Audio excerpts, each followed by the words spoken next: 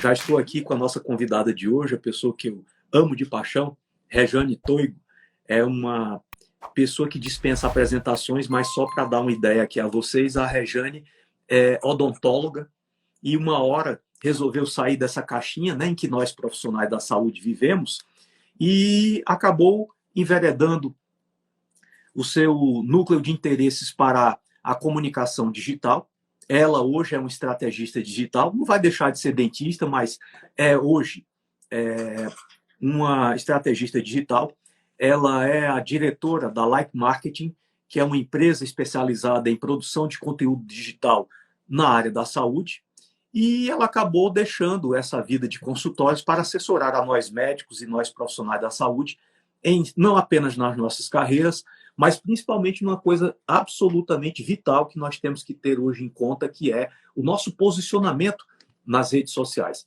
Eu digo sempre, Rejane, eu vou já lhe dar a palavra para que você dê aí os seus primeiros cumprimentos ao nosso público. Eu falo sempre que a nossa vida hoje se divide antes e depois das redes sociais, né? As redes sociais constituem uma espécie de Hollywood, né, onde todos queremos ser o ator principal desse filme, mas nem sempre iremos conseguir, não é? Então, a Rejane está aqui para nos explicar a grande diferença que existe entre ter um posicionamento na rede social como ator secundário, às vezes nem coadjuvante, ou como ator principal da sua vida, projetando o seu conhecimento e toda a proposta do seu trabalho de uma maneira eficaz e de uma maneira que gere realmente benefícios para a sociedade. Então, um prazer enorme ter aqui a Rejane conosco. Rejane já palestrou no nosso Congresso Internacional de Ciências da Longevidade no ano passado, foi um sucesso retumbante, e hoje eu tenho a honra de ter aqui essa pessoa do bem, querida, que nós temos por ela profundo respeito e admiração, não só pelo ser humano, mas pela grande profissional que é, não só ela, mas como toda essa equipe magistral da Like Marketing que está aí por trás dela. E sem mais delongas, Rejane, muito prazer em tê-la aqui, querida, e já passa a bola com a sua apresentação e a primeira pergunta. Como é que nós nos transformamos em atores principais nessa Hollywood chamado redes sociais? Como é que nós saímos desse momento de sermos atores desconhecidos desse filme para termos a capacidade de gerenciar e direcionar a nossa própria vida nessas redes sociais? Muito bem-vinda, minha querida. Muito obrigada, doutor Ítalo. Para mim, além de um prazer, é uma honra muito grande. Aliás, contribuir com a sua obra, com o seu legado, é uma honra para todos nós aqui da Like. Sou muito feliz. Aliás, se alguém me dissesse lá atrás, quando eu deixei a odontologia, olha, você vai um dia trabalhar com pessoas como o doutor Ítalo, talvez eu não acreditaria, mas realmente para nós, assim, é mais do que um trabalho, né? Nós incorporamos a missão de dar voz aos profissionais da área da saúde. Nós nos orgulhamos muito desse trabalho, porque a gente entende que isso leva, de fato, educação sobre a saúde para as pessoas. Então, muito obrigada por ter escolhido a Like e estar aqui com a gente. Bom, eu adoro as suas analogias, doutorita. Olha, assim, você não imagina como elas fazem parte da nossa vida aqui. Então, né, a gente ouve, né, a gente trabalha esses materiais, a gente lê os seus livros, a gente vai nos seus cursos, e aí essas analogias, elas ficam fazendo parte da nossa vida. Inclusive, essa que eu ouvi, eu acho que foi quando a gente se conheceu, eu ouvi num curso seu que a gente não deve ter clientes transacionais, mas clientes relacionais. E isso ficou tão marcado na minha memória, e encaixou tão bem, assim, traduziu tão bem um sentimento que eu carrego comigo, de que a gente realmente deve estar imbuído de... hoje a palavra propósito está um pouco banalizada, mas na verdade é isso, a gente deve estar imbuído de uma coisa que está muito além do nosso trabalho ou além das nossas habilidades profissionais, que é uma intenção verdadeira de construir uma coisa realmente importante, né? Importante para o mundo, importante para as pessoas. Então, muito obrigada por essa frase, por essa analogia de Hollywood, que eu adorei também. Então, bom, eu vou falar para o profissional da área da saúde, que eu acho que a nossa audiência aqui, né, a audiência que está nos assistindo, tem essa expectativa. O profissional da saúde, para se tornar o protagonista do seu mundo digital, porque nós não temos um só mundo digital, nós temos muitos mundos digitais. E o importante é o nosso, o importante é a nossa audiência, é a nossa tribo, o importante é aquelas pessoas que realmente se interessam pelo nosso conhecimento.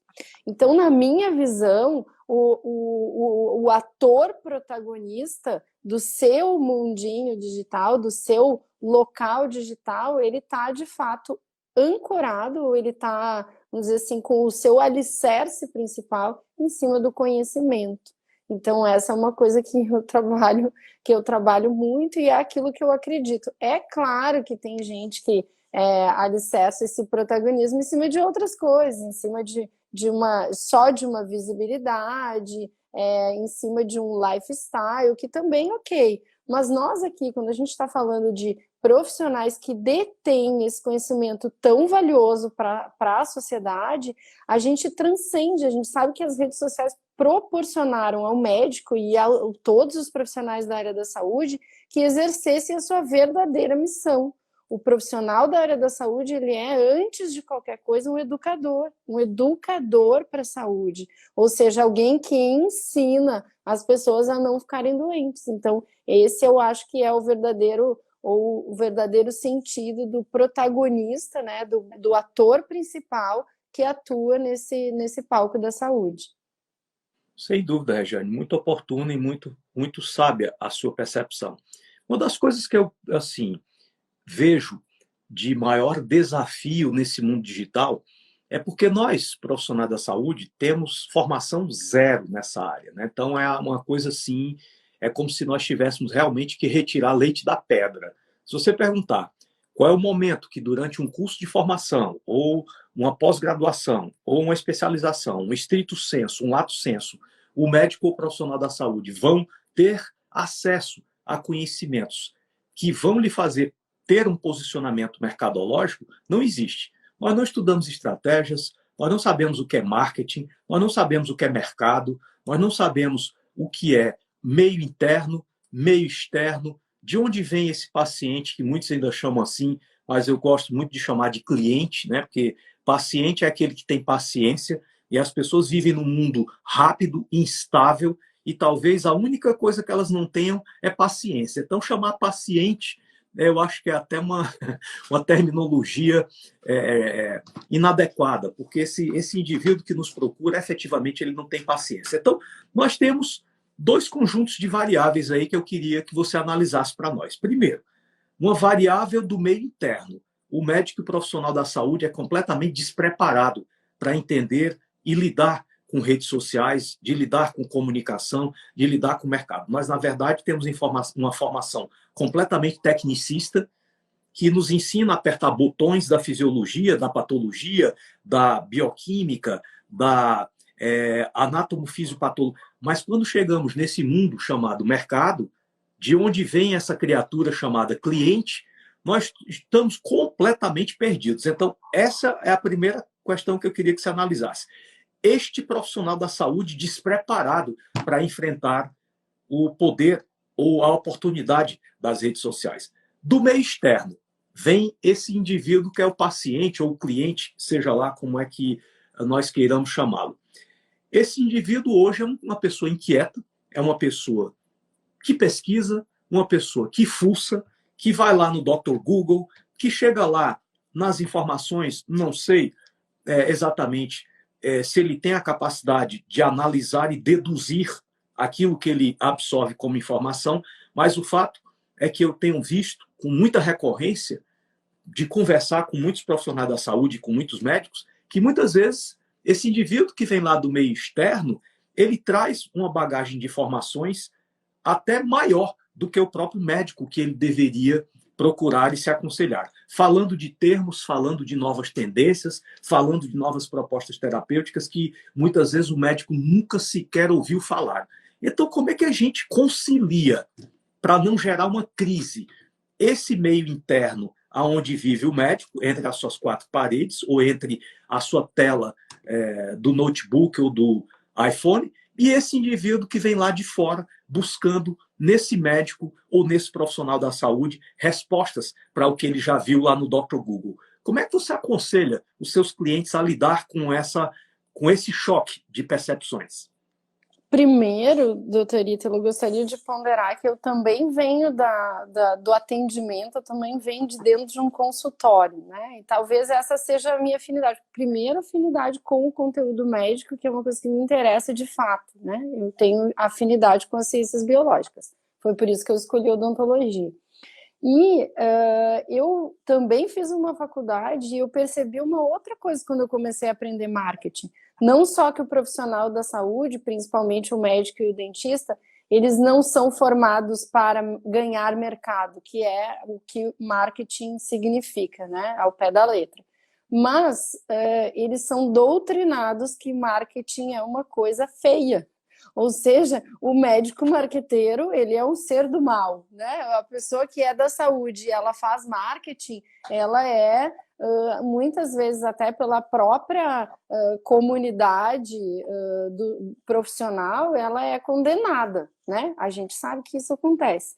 Então, o que eu vejo não é só um desconhecimento, mas é uma condenação daquele profissional que busca esse conhecimento e que vai, de fato, aplicar esse conhecimento de marketing para desenvolver a sua carreira e para desenvolver melhores habilidades mercadológicas. Então, isso eu acho que é um impasse, e é o primeiro impasse que o profissional deve buscar transcender. Eu só não sei sobre marketing, mas isso não é do demônio, isso não é uma coisa errada, isso é uma necessidade de sobrevivência. Todo profissional, em qualquer área, ele precisa entender o mercado, inclusive para ele se posicionar da maneira mais correta a atender esse mercado. Então, é muito importante esse posicionamento.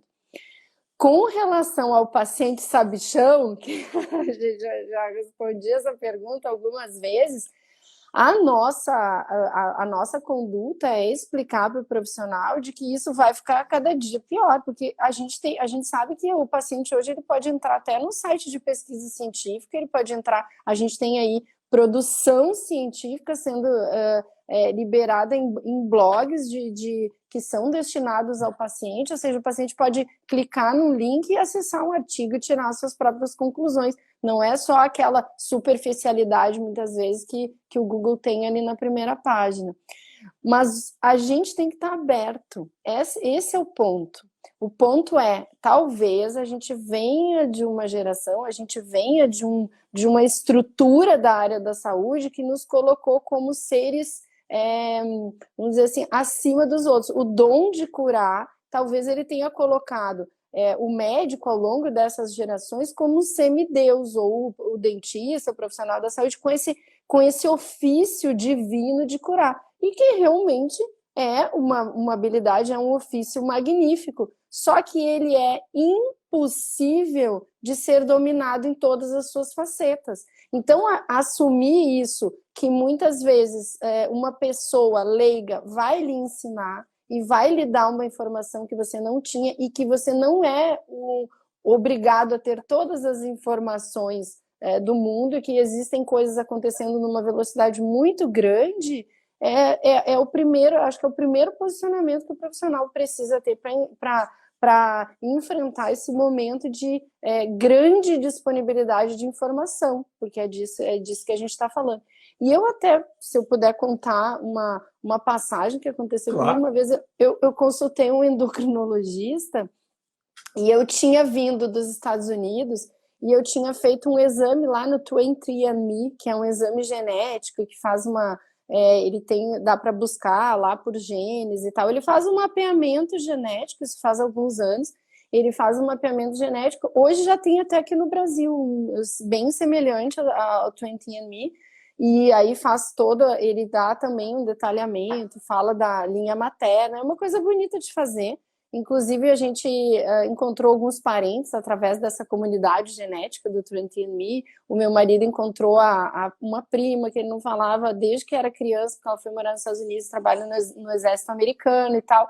Então, se encontraram pela afinidade genética. Quem faz o teste pode e comunica, né, que quer encontrar parentes afins, lá fica disponível dentro de um site que é, na verdade, uma comunidade genética.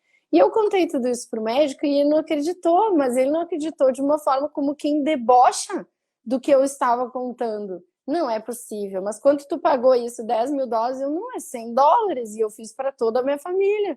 Porque lá, então assim, naquele momento eu vi, nossa, a pessoa, ela acha que, sei lá, eu fiquei até me sentindo um pouco ignorante, assim, porque eu não poderia dar uma informação que talvez a pessoa não conhecesse de um outro país, só porque a pessoa era um médico que estava ali me atendendo, um endocrinologista, né, bambambam e tal, que estava ali me atendendo. Só que, na verdade, no final da consulta, ele falou, se tu puder me mandar, então, o teu mapa genético, assim, meio, né? Eu falei, claro, eu mandei por e-mail a senha, tudo. Depois foi muito legal, porque esse médico, a geneticista falou comigo, eu sei de isso já faz uns anos, acho que faz uns 5 anos. Então era uma coisa, agora está uma coisa mais aqui no Brasil, acho que já tem até mais do que uma empresa que faz esses testes genéticos a preços acessíveis e disponibiliza, né, na internet. Mas é essa conduta que a gente via, ou que às vezes a gente vê, que eu sei tudo e o paciente ele está aqui à mercê do meu conhecimento, e não é mais assim, a vida não funciona mais assim, né, doutorita? Sem dúvida, Rejane. Hoje você vê que essa relação do médico com o seu paciente, vamos manter a terminologia tradicional para não chocar aí os puristas, ela mudou. Eu digo que o paciente não é mais aquele ser conformado, submisso, que está disposto a acatar qualquer que seja a estratégia para a sua vida sem questionar. O paciente saiu de uma relação vertical, onde existia o médico, o profissional da saúde aqui em cima e ele aqui embaixo obediente, e ele hoje está posicionado na cabine de comando como copiloto dessa nave chamada sua saúde, né? Então, hoje ele participa, ele intervém, ele concorda, ele discorda, ele traz informações que muitas vezes o próprio médico nunca ouviu falar, e é uma relação extremamente dinâmica e instável. Então, essa relação instável, ela cursa exatamente com o fortalecimento dessa necessidade de uma boa comunicação. Porque eu digo sempre, você e a equipe já me ouviram e já me viram falar isso incontáveis vezes. O paciente é a cara do médico, assim como o filho é o espelho fiel dos seus pais. Né? Um dia desse eu vi um garoto de 7 anos enfiando o chute na canela do pai, falando palavrão para o pai. Então, culpa é do filho? Não, culpa é do pai. O paciente indisciplinado, medroso, inquieto, inseguro, questionador em excesso, questiona até coisas que não caberiam dentro de um contexto como a proposta terapêutica, que é um momento essencialmente técnico. O paciente que se comporta dessa forma, certamente ele tem no seu médico o espelho fiel. Certamente deve se tratar de um médico que não se preocupa muito com a comunicação, um médico que simplesmente acha, como esse aí que ele abordou, né? Porque ele é o bambambam. Bam, bam. Ele pensa que bambambam ganha campeonato, né? Não ganha, né? O que ganha é o esforço, é a comunicação, é a atualização permanente. E uma coisa muito séria que está acontecendo hoje. O conhecimento avança numa velocidade muito maior do que ele é transposto para o dia a dia dos profissionais da saúde. Um recente artigo que eu li lá no Journal of the American Medical Association, mostrando que existe um hiato médio de 17 anos para um novo conhecimento ser adotado por um médico tradicional que está lá trabalhando no seu consultório, no seu dia a dia. Você imagina isso? Do outro lado, o conhecimento médico duplica a cada 3 anos. Olha a equação que nós estamos gerando aqui. A cada 3 anos, a base de conhecimento duplica. Isso significa uma coisa muito, muito, muito simples. No ano 2038, todos nós estaremos vivos para ver isso acontecendo. Nós saberemos de medicina 512 vezes mais do que sabemos hoje. Isso é uma coisa absolutamente fora do controle. E do outro lado, esse conhecimento que avança de uma maneira exponencial, logarítmica até eu diria, tem do outro lado a implementação desse conhecimento numa progressão aritmética. entende é como se nós estivéssemos num foguete atômico chamado conhecimento e num calhambeque, um Ford 1910 chamado aplicação desse conhecimento. Tudo isso está gerando uma crise imensa de comunicação, e aí é o que você magistralmente nos ensina, que a comunicação digital estreitou o caminho entre o médico e a comunidade. E é uma grande oportunidade, pode ser uma crise, mas também pode ser uma grande oportunidade Como do médico toda ganhar, crise, né? do médico ganhar não só visibilidade, mas respeito, atributos como a notoriedade. Mas isso, Rejane, trouxe um efeito colateral importante que eu tenho percebido. É a questão do despreparo que muitos de nós temos para lidar com essas redes de comunicação digital, que gerou um efeito colateral chamado fama a qualquer custo. Eu quero meu primeiro 1 milhão de seguidores a qualquer custo, nem que eu tenha que vender a mãe. Então, eu tenho visto de maneira até lamentável profissionais da saúde não sabendo dividir o pessoal do profissional. É óbvio que isso tem que ser mesclado de uma maneira muito inteligente, muito elegante, mas eu vejo profissionais expondo sua vida pessoal como se aquilo fosse um grande teatro a céu aberto, né?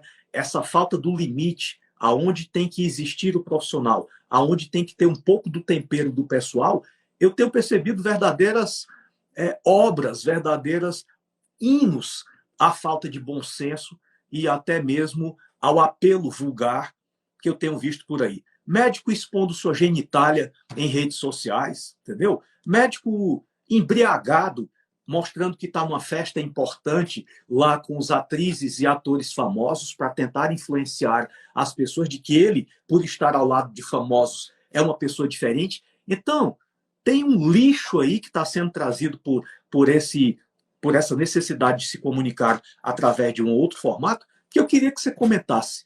Na sua experiência, como é que o profissional pode manter os pés dentro do universo chamado bom senso e evitar uma coisa bem simples, perder a noção e começar, dentro dessa ideia de cliente a qualquer custo, meus milhões de seguidores a qualquer custo, acabar transformando uma oportunidade num enorme monstro de multitentáculos que pode não só não projetá-lo, como até aniquilá-lo profissionalmente. Sua experiência é muito importante para nós nessa área. Bom, primeiro, doutor Ítalo, é que isso está muito associado à vaidade, como qualquer falta de noção, né? Quando falta noção, geralmente a gente tem esse componente aí, a vaidade envolvida. Então, é claro, somos todos vaidosos, todo ser humano precisa de reconhecimento, todo ser humano busca por reconhecimento, mas a questão é um reconhecimento desmedido e sem objetivo. Então, uma coisa que a gente traz muito quando a gente está trabalhando os projetos, né, dos profissionais é quais os seus objetivos aqui nas redes sociais. Então, por exemplo, o doutor Ítalo é um profissional que consegue trazer para a gente com muita clareza, o meu objetivo é esse, eu tenho esse objetivo, eu quero me comunicar com esse perfil de paciente, eu quero que o paciente, quando chega, quando ele vai consultar comigo, ele já tenha ele já saiba da minha conduta, ele já tem um conhecimento sobre mim, ele já tem um entendimento maior, o que vai facilitar que o tratamento seja implementado de uma forma eficaz, né? Então, na nossa visão, esse objetivo do profissional com as redes sociais é o que mantém ele longe, o que mantém esse elemento vaidade sem tomar conta, né? Sem acabar fazendo com que ele porque é muito fácil a gente querer se sentir amado em demasia. Isso é fácil em qualquer, vamos dizer assim, em qualquer escala, não é só no digital, a gente busca amor.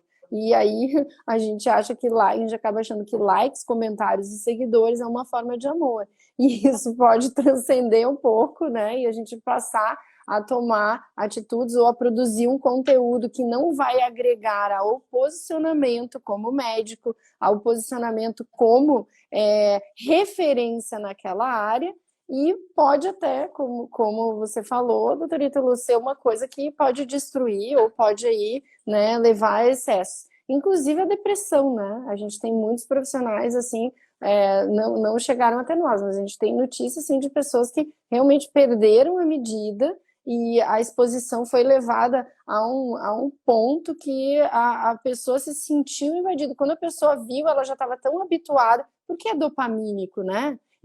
Ele interfere nos nossos hormônios, essa sensação de integridade no grupo, essa sensação de aceitação, essa sensação de eu sou amado, gostam muito de mim, gostam mais de mim do que do outro, né? Então, eu sempre digo que os olhos no conhecimento e os olhos no objetivo é o que vão fazer a conduta caminhar até esse objetivo. Então, o que eu estou fazendo nas redes sociais? Eu quero melhorar as condições da minha carreira, eu quero talvez deixar de fazer um plantão, eu quero aumentar o valor percebido da minha consulta, eu quero que as pessoas conheçam o meu trabalho, para quem sabe eu mudar de localidade, eu atender em outra localidade, ou eu partir para uma clínica própria, enfim, tem muitos objetivos que o médico pode querer na rede social, vender o seu curso online, se posicionar, trazer alunos, se tornar um palestrante, porque isso acontece muito, o profissional desponta nas redes sociais, ele já é convidado para congressos, ele já é convidado para palestrar, eu quero divulgar o meu livro, eu quero, né, enfim, oportunidades profissionais. Então, quando a gente mantém o nosso foco nessas oportunidades profissionais e a rede social como uma ferramenta de mostrar o que sabemos e como que a gente vai colher os frutos disso, eu acho que aí acontece um centro, né? A gente fica centrado naquilo que deve ser feito. E é claro, doutor Ítalo, que pessoas atraem pessoas. Então, as pessoas estão nas redes sociais para se relacionar com outro ser humano. Então, quanto mais o ser humano se mostra, isso acaba atraindo. E é aí que entra, né, a arapuca. E aí que entra a arapuca. A gente tem que atrair as pessoas certas que vão conduzir até a gente atingir o objetivo que a gente quer. Então, esse eu acho que é o principal, a principal conduta que o profissional que está nas redes sociais deve tomar, até para se proteger, né? Então, entendendo de uma maneira mais simples o que você acabou de nos dizer, na sua experiência e no seu expertise, você acha que entrar na rede social sem uma assessoria é andar num campo minado? Nós poderemos dar o próximo passo em cima de uma mina e explodir, ou chegar no outro lado inteiro, dependendo da assessoria. Então, de uma maneira simples, o que você está nos aconselhando é que este caminho nas redes sociais, já que nós não temos formação de base para isso aí, deveria, pelo menos preferencialmente, ser assessorado, ser acompanhado, ser tutorado, ser direcionado por profissionais habilitados para isso. Não se aventurar neste campo minado sozinho, sem um mapa que seria essa assessoria. É mais ou menos isso que você está nos dizendo? Olha, se o profissional tiver um grau de exigência grande, tiver objetivos claros e quiser fazer um trabalho com qualidade, é o que eu indico, né? Como qualquer outro trabalho, quando a gente vai se assessorar, ou pelo menos quando a gente vai se informar, ou pelo menos quando a gente vai buscar, né, essa informação, seja com outros profissionais, seja através de um curso. Hoje tem muita facilidade de obter informação de como que a gente constrói uma estratégia para atuar nas redes sociais. Inclusive, na área da saúde, a gente tem muitos profissionais falando sobre isso. Inclusive, doutor Ítalo, tem um curso chamado Criadores de Conteúdo e a gente tem muitos médicos mesmo, o que me deixa muito alegre, né? Muito feliz, porque realmente o médico vamos dizer, se render a assistir um curso de como que ele vai fazer para desenvolver o seu conteúdo na rede social, confesso que não foi assim exatamente o alvo o médico, porque eu acho que o médico prefere contratar do que estudar, mas me deixa muito feliz, muito satisfeita, inclusive porque, independente de contratar uma assessoria ou não, e a gente já teve muitos diálogos sobre isso, o conhecimento e o entendimento do que necessita ser feito é primordial, né? Independente de ter uma assessoria. Mas eu vou ter que dizer que o profissional da área da saúde, sobretudo os médicos, tem uma grande vantagem para nós que trabalhamos como agentes de marketing, né? Nós aqui, agentes de marketing de saúde.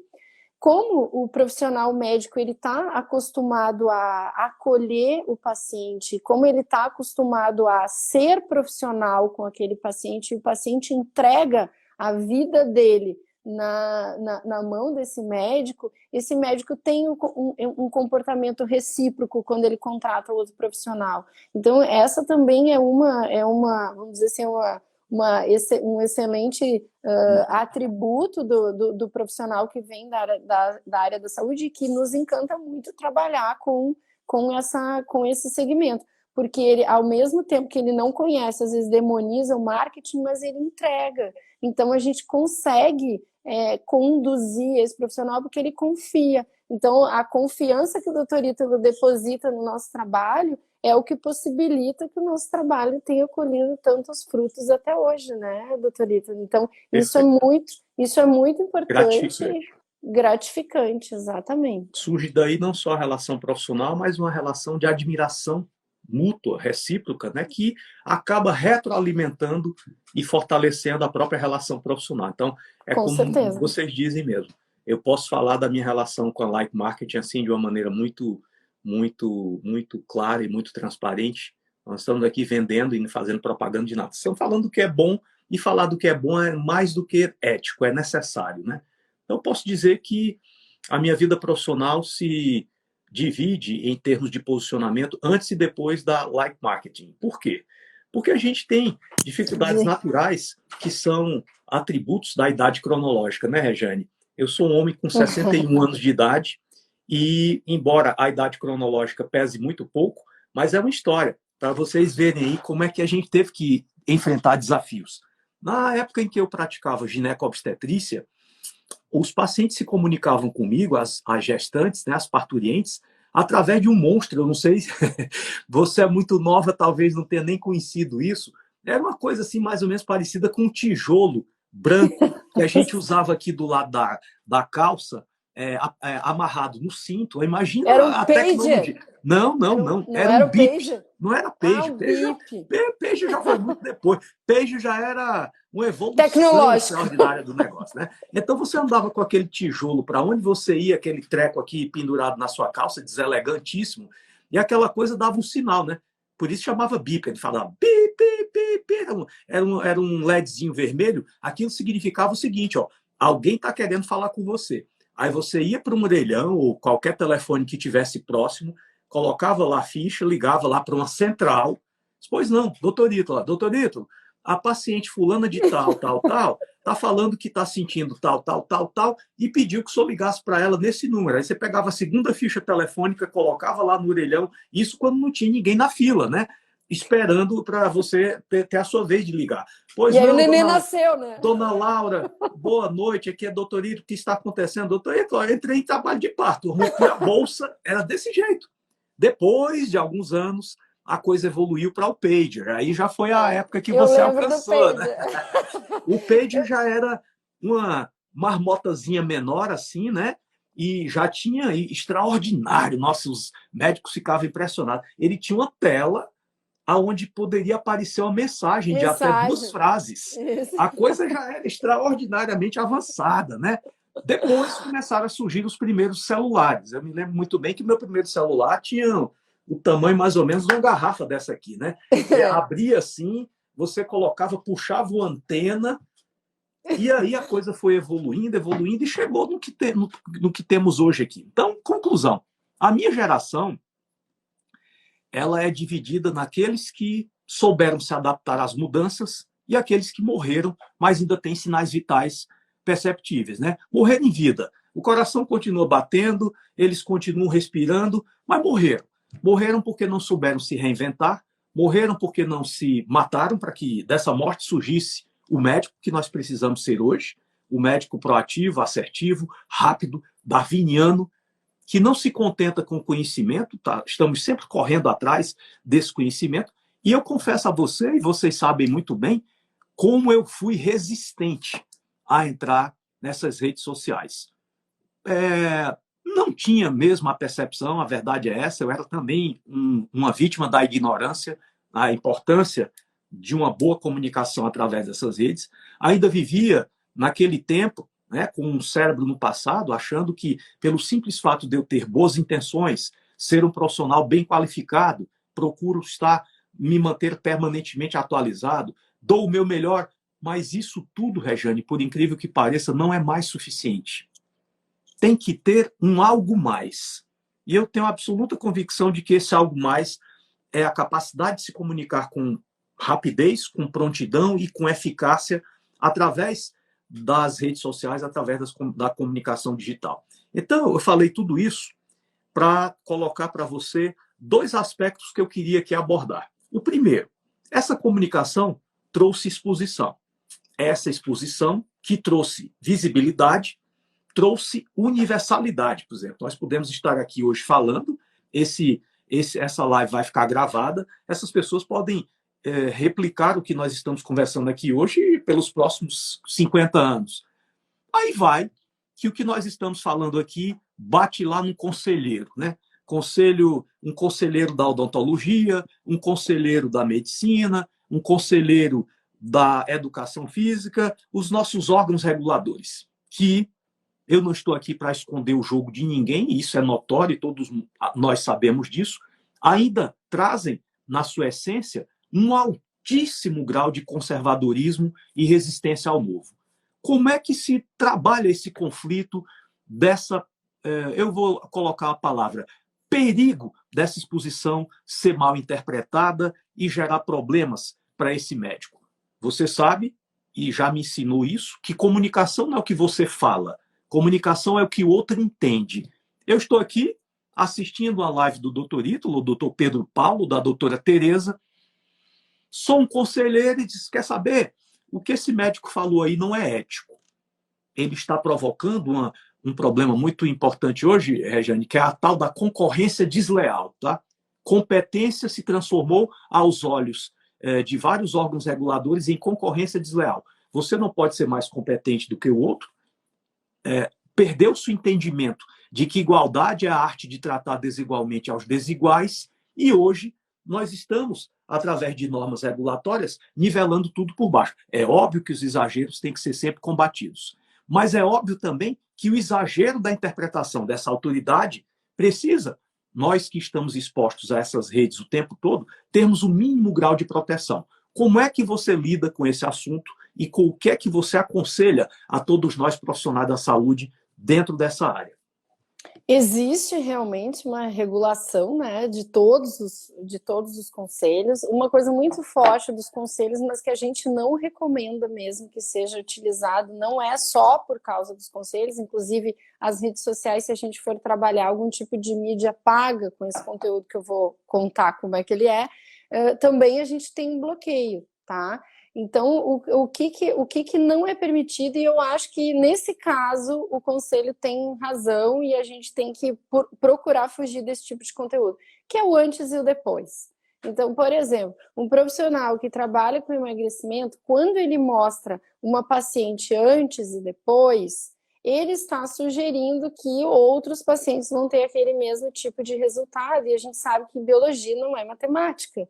Né, que a biologia é muito mais multifatorial e depende de muitas coisas. Então, a promessa de resultado dentro da área biológica, ela é banida, tanto pelos conselhos quanto pelas políticas das redes sociais. A gente poderia até fazer um post orgânico, né, tá nas redes sociais de forma orgânica, não ferir, até férias políticas, se a gente for ler ao pé da letra, mas não há punição, né? Não há, assim, uma detecção. Mas se a gente fizer um anúncio, aí a gente já tem, inclusive na página de destino. Se eu anunciar, por exemplo, fazer um criativo que vá para um site onde tenha essa conotação antes e depois, e que mostre, né? No caso, o dermatologista tem que ter um pouco de cuidado, o profissional que trabalha cirurgião plástico tem que ter cuidado com isso, porque essa sugestão ela é delicada. Mas ela é delicada, eu acho que por fatores éticos também.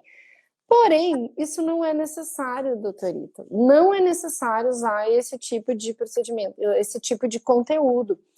nós indicamos que todo o conteúdo nas redes sociais, seja falado, seja escrito, enfim, em live, transmissões ao vivo, seja embasado, porque aí a gente está à margem de qualquer julgamento. Então, se a gente vem aqui falar, em vez de a gente falar glúten faz mal à saúde, essa é a minha opinião, não. Os estudos demonstraram, tal estudo fez um estudo assim, randômico, levou assim. Então, assim, você passa a entrar, o médico passa a entrar no papel, não de ter uma opinião ou de ter uma conduta, mas de apresentar à sociedade o que a comunidade científica está produzindo. Entrou uma notificação aqui, desculpa. Tá. Isso muda tudo. E isso cria uma proteção muito grande do profissional, porque ele está falando sobre dados, ele não está falando apenas sobre a opinião dele, sobre conduta ou sobre o paciente dele. Ele está falando sobre dados científicos. Perfeito. Aí, nesse ponto, ele não está sendo mais o autor, ele está sendo simplesmente um vetor dessa informação. Isso pode fazer uma diferença enorme, né? Enorme. E realmente você tem toda a razão. Uma outra coisa que também me chama muita atenção, Rejane, e que eu gostaria que você nos brindasse aí com a sua visão e com a sua experiência, é que essa exposição ela gera um efeito colateral quase que inevitável. A disponibilidade de tempo que você tem para interagir com essas pessoas que lhe prestigiam com a sua audiência, com os seus likes, com se tornar um seguidor.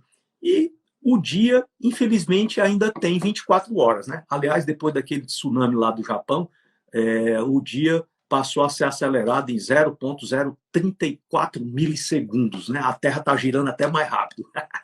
Mas o que eu quero colocar é assim, como é que a gente lida com essa escassez de tempo, de dar retorno para todas essas pessoas, de estar mostrando para elas que o problema delas nos preocupa, nos toca? Como é que é possível, por exemplo, um profissional da saúde ou qualquer outra pessoa que está aí nas redes sociais interagir com 245 mil pessoas?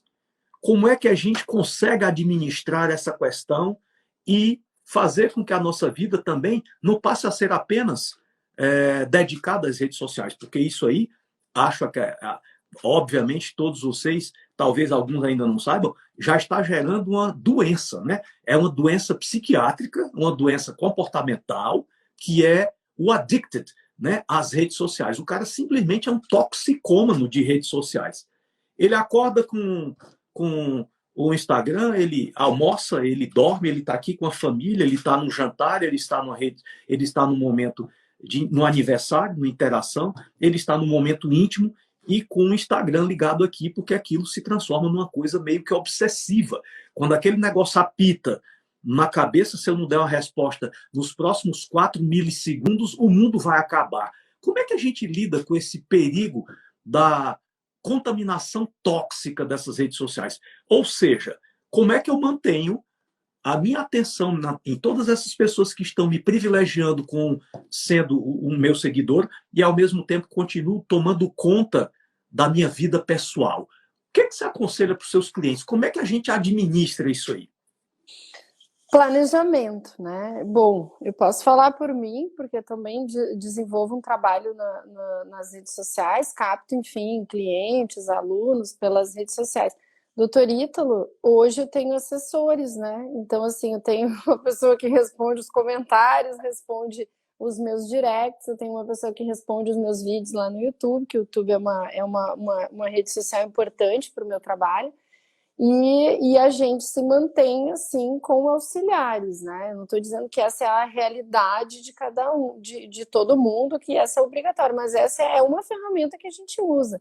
Então, se é importante as redes sociais, se a rede social está trazendo lucro, você pode investir uma parte desse lucro em pessoas para te ajudar, para você não pirar, para você não perder a vida, para você não ter, para você continuar indo para o hospital, atendendo seus pacientes, fazendo a sua rotina, dando atenção para os seus filhos, enfim, cozinhando, fazendo tudo que é prazeroso na vida real. Mas você tem um objetivo profissional ali. Então, eu volto àquele objetivo profissional. Como é que a gente resolve um problema de uma clínica que o médico tem que limpar o chão, servir cafezinho, atender? Não, ele vai contratar pessoas para lhe assessorar. Ele vai desenvolver um time. Por quê? Porque a clínica dá lucro. Então, se rede social dá lucro, vamos enxergar a rede social como uma oportunidade de negócio. E como é que a gente vai deixar que esse negócio não tome conta da nossa vida e a gente que tome conta desse negócio? Então, é nessa proporção que a gente trabalha. Muitas vezes, até, não é o nosso trabalho aqui na Like dar assessoria completa, mas a gente indica um profissional, a gente treina um profissional para dar assessoria para um médico que está realmente muito exacerbado com todos os seus canais digitais, né? A gente trabalha mais na estratégia do conteúdo. Mas sim, muitas pessoas, né? A doutora Andrea Frix, por exemplo, tem lá, além do trabalho da Like, tem uma pessoa que trabalha com ela, que faz o trabalho mais perto dela, né? E trabalha junto com a gente também. Então, essa é vamos dizer assim, um caminho, e eu acho que é um caminho muito plausível. Não precisamos fazer tudo pessoalmente. A gente pode treinar pessoas que tenham a nossa voz e que sejam capazes de ser orientados para dar, vamos dizer assim, para ajudar a gente a conduzir a nossa audiência, estar presente para a nossa audiência e não ser deseducado, né, doutor Ítalo? Porque às vezes as pessoas falam com a gente, se a gente não responde, é até uma forma, né, a gente está sendo um pouco deseducado. Então, na medida do possível, a gente atende essas pessoas e, quando não der mais, a gente pensa numa contratação, né? Esse é um ponto importante. O que você está nos ensinando é que no momento em que você tem a necessidade de ter essas pessoas, eu não posso, mesmo que exista uma equipe, deixá-las sem a minha supervisão. Ou seja, essas pessoas têm que ter a minha cara, essas pessoas têm que ter a minha assinatura, essas pessoas têm que expressar o meu pensamento, embora não seja eu especificamente que possa estar respondendo aquilo ali. Não é simplesmente delegar e virar as costas, né? É delegar e manter um monitoramento de tudo aquilo que está acontecendo, porque, afinal de contas, é o seu nome que acaba né, estando na base de toda essa comunicação. E tem uma verdade aí também, porque, por exemplo, a Ari que responde os meus directs, ela fala: oi, eu sou a Ari, eu trabalho com a Rê, eu vou te responder assim, ou eu vou falar com ela, eu vou mandar para ela, vou guardar essa mensagem para ela. Sim, eu posso te ajudar, vou te entregar um vídeo, ela recomenda que você faça tal coisa. Então, uma boa parte das mensagens, elas não precisam chegar até mim, porque a gente já tem uma forma de FAQ. E as pessoas se sentem, sim, atendidas. As pessoas se sentem, elas entendem que tem alguém ali e alguém que está dando suporte, que está respondendo, que está fazendo. E elas entendem também que eu tenho 30 funcionários, que eu tenho uma casa, filho, né? Alunos, 5 mil alunos. Então, assim, não teria como fazer tudo, né? Não teria como atender todas essas coisas pessoalmente. Então, as pessoas entendem, as pessoas respeitam e as pessoas gostam até que o profissional ele tenha esse carinho. Colocar alguém para ajudar a atender a audiência é um sinal de carinho, é um sinal de respeito. Então, nunca vi alguém se ofender porque não era eu, pessoalmente, que estava respondendo um direct. Rejane, nós temos aí o efeito ainda residual dessa pandemia, né? Não vou questionar aqui, vocês sabem a minha opinião sobre isso. Eu não quero aqui colocar o pé nessa armadilha, mas, concordando ou não com o que está posto, nós somos cidadãos cumpridores da lei e temos que obedecer, né? Mas essa pandemia, ela trouxe no seu bojo alguns efeitos colaterais interessantes, como o primeiro deles, né?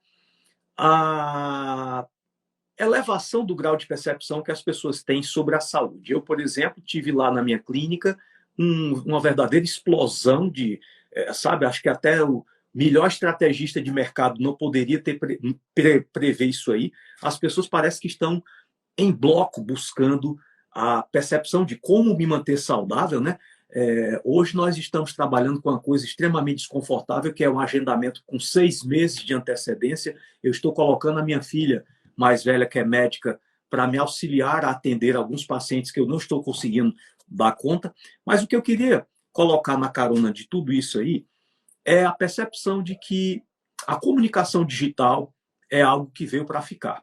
Né? Essa crise mostrou isso aí muito bem. Foram acelerados alguns processos, né? Como, por exemplo, a consulta através da plataforma, né? Uma teleconsulta, que era uma coisa que nós não imaginávamos que fosse ser aprovada nos conselhos tão cedo. Nós imaginávamos que ainda ia haver anos de discussão. Então, essa crise trouxe aceleração de vários processos. Dentre eles, a irreversibilidade dessa comunicação pelos meios digitais. E você, como uma visionária, uma pessoa que entende tudo desse mercado, o que é que você deixaria aqui nessa reta final da nossa live como pontos importantes de tendências que você enxerga para os próximos anos? Para onde que tudo isso vai caminhar?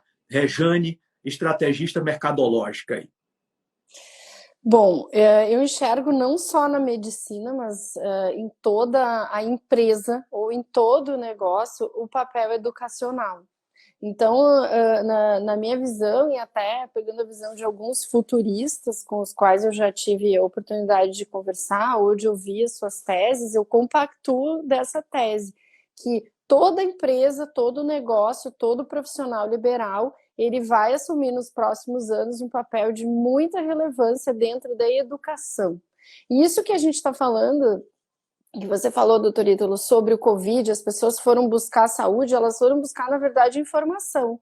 Como que eu faço para manter a minha imunidade num estado que não é um vírus, pode ser esse ou pode ser outro. As pessoas se viram, elas se viram, vamos dizer assim, à mercê da biologia, à mercê de uma doença. Acho que pela primeira vez ficou claro que, né, a natureza pode realmente significar uma ameaça para nós, o estilo de vida, enfim, acho que ficou claro para muitas pessoas. Então, muitas pessoas buscaram por isso.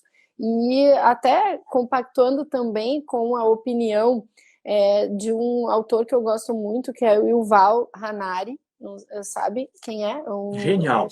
Genial. E ele fala no livro Sapiens, Homo Deus e coisas do gênero, né? Isso. E o 21 lições, que é o terceiro livro da trilogia, ele fala sobre o futuro da medicina. Então, ele fala sobre o futuro de várias profissões.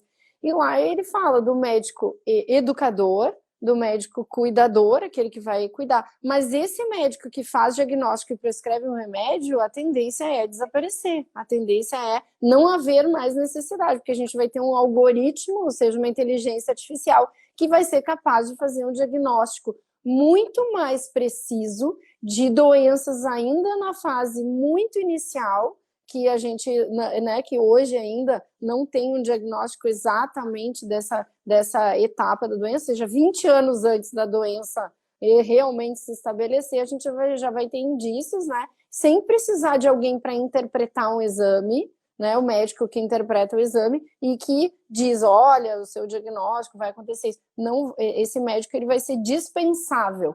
Então, nós teremos um médico educador, o profissional da saúde cuidador, essas profissões vão ter mais valor ainda, que é o cuidador, e a gente vai ter o médico que ele vai se dedicar para a tecnologia, ou seja, ele vai ser o profissional que utiliza o conhecimento médico para alimentar a inteligência artificial que vai, então, diagnosticar as pessoas. E eu compactuo com essa visão, porque, de uma certa forma, eu já vejo isso acontecendo. Eu não acho que isso é o futuro. Ele fala em 2050, mas eu receio que isso seja antes. E receio não, né? Eu penso e entendo. E acho que essa questão da pandemia e essa questão da humanidade à mercê, sendo ela potencializada por interesses ou não, de fato gerou esse sentimento nas pessoas.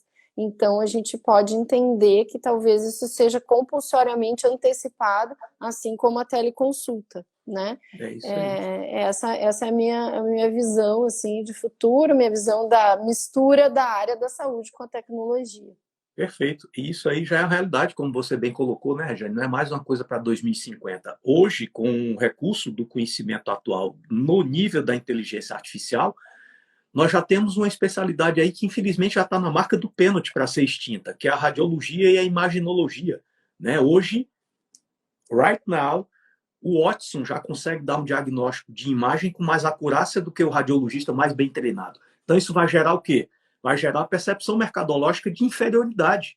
O exame laudado pelo ser humano vai ser considerado um exame de qualidade inferior. Conclusão, se o seu exame não for laudado pelo Watson, pela inteligência artificial, ele vai perder o valor. Portanto, o médico que lauda esse exame está perdendo valor. E, aliás, até uma projeção que nos próximos 30 anos, aproximadamente 30% a 40% das especialidades médicas vão ser abolidas da superfície do planeta.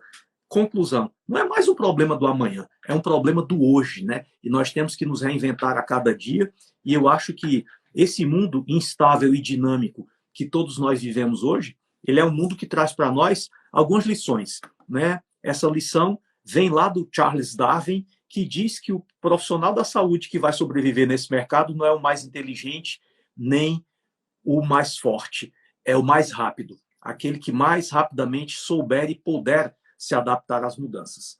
Então, Jane, foi um papo maravilhoso. Eu passaria aqui brincando o resto dessa noite, conversando com você, trocando ideias com esse gênio aqui das estratégias mercadológicas digitais, Rejane Toigo. Prazer muito grande, minha querida, estar com você. Que Deus continue abençoando e iluminando a sua inteligência, revestindo e trazendo luz, amor, prosperidade e saúde para você, para a sua família, para todos dessa equipe genial aí da Like Market, que eu aprendi a admirar e ter um cantinho aqui bem especial no meu coração. Muitíssimo obrigado pelo seu tempo e por ter nos brindado aqui com esse show de informações, tá? Que Deus lhe abençoe muito. Eu que agradeço, doutor Ítalo, a admiração que temos pelo seu trabalho, pela pessoa que você é, pela equipe da longevidade, pela Poliana, é infinita, né? Nós temos aí uma longa trajetória ainda pela frente, porque realmente nós nos encontramos, né? Muito gratificante, muito obrigada. Obrigado, meu amor. Fica com Deus, tudo de bom e vamos que Um vamos. abraço. Um beijão. Beijo, Tchau, tchau. tchau.